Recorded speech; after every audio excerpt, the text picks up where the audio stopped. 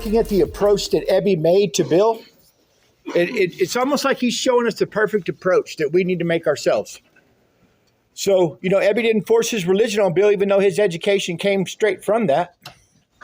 And Bill did say later we were supposed to see where religious people are right. So it's not that Bill didn't try, even in his former life, because he did say he tried. And then later on in there he said, to Christ I conceded the certainty of a great man, not too closely followed by those who claim him. For me, I adopted parts which seemed convenient to me and easy to follow. And that was me. When I came out of my Christian church as a kid, I adopted the forgiveness part, that I could do whatever the hell I wanted. I was going to be fine. Delusional thinking. I love that part of it.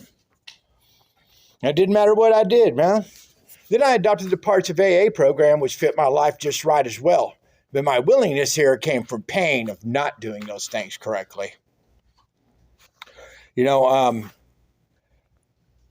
I wasn't willing to do a 4-step sex inventory in my first round and not date young ladies from the AA program.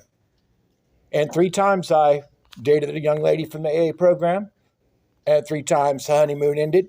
And 3 times I went back out. And the last time was the final time. So, not willing to, I did my 4-step sex inventory after I traded everything. And, the honeymoon ended each time. I became willing to stop seeking out relationships of any kind and letting God put me in the ones he wanted me in. I finally became willing to do that. Well, pain was for obeying, man. I finally listened to my sponsor and found a massive character defect I dared not look at. I pushed and pushed these people I was in relationships with. Where are you going? What you doing? What time are you going to be home? Every time the honeymoon ended.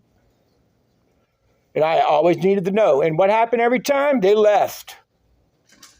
And I pushed them away. And I finally realized I had a fear of abandonment that I never bothered to look at had I simply been more willing to do my steps, fearless and thorough from the very start, like they asked.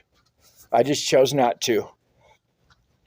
So I brought my very own fear to pass over and over, which is abandonment. And when I got abandoned, I had to go change the way I felt. And the last time cost me 13 years and everything I owned. So my willingness not to get loaded comes in time. But the things in life that put me into fear-based actions like that are the very things where I need to be the most willing to get on God's plan. Page 19, we feel that the elimination of our drinking is but a beginning.